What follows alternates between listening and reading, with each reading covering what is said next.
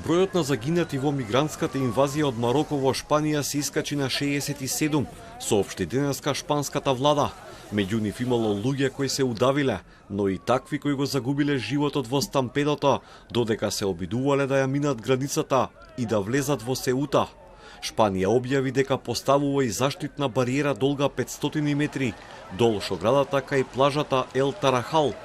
Ситуацијата на терен полека се става под контрола, но животот и мирот на локалното население во шпанската енклава на северот на Африка и натаму е нарушен. La normalidad de esta ciudad se ha visto notablemente perturbada como consecuencia del episodio fronterizo más duro y difícil que hemos vivido a lo largo de nuestra historia. A partir de ayer empezó el flujo de retorno de manera, yo creo que satisfactoria, pero se debe culminar porque, como digo, todavía la ciudad no ha vuelto a la normalidad. Sigue siendo necesario mantener la intensidad en el ámbito de la seguridad ciudadana. Најголем дел од 60.000 мароканци кои во четвртокот по морски пат влегоа на шпанска територија се вратија во својата матична земја, тврдат властите во Мадрид, но на улиците и парковите во градот и натаму се забележуваат исцрпени мигранти по напорното пливање и веслање во обид да стигнат до подобар живот. Дел од нив сепак се решени да останат во Сеута, иако најголем дел од продавниците, кафулињата и рестораните во градот се затворени поради страф од инциденти.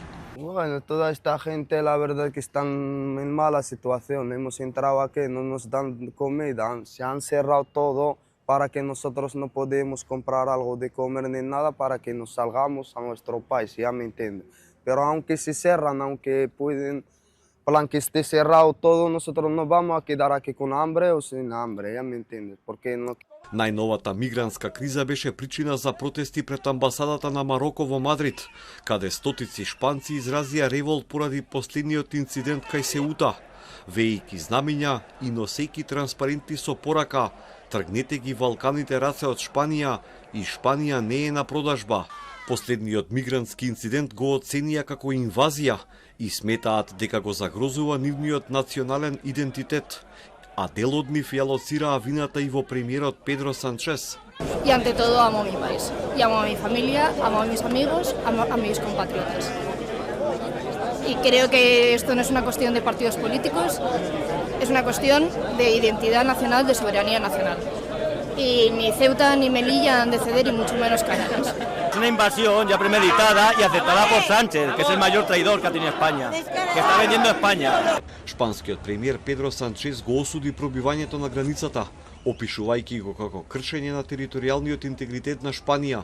За кризата ги обвини шверцерите на луѓе, кои според него погрешно ја протолкувале неодамнешната одлука на Шпанскиот врховен суд, според која мигрантите што пристигнуваат по морски пат не можат да бидат депортирани по брза постапка, за разлика од оние кои минуваат границата по копно.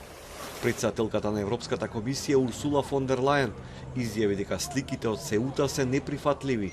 Поедини земји членки на Европската унија побараа заострување на контролите на надворешните граници на блокот, додека Италија ја суспендира примената на шенгенскиот режим со Шпанија како одговор на масовниот влез на мигранти кај Сеута.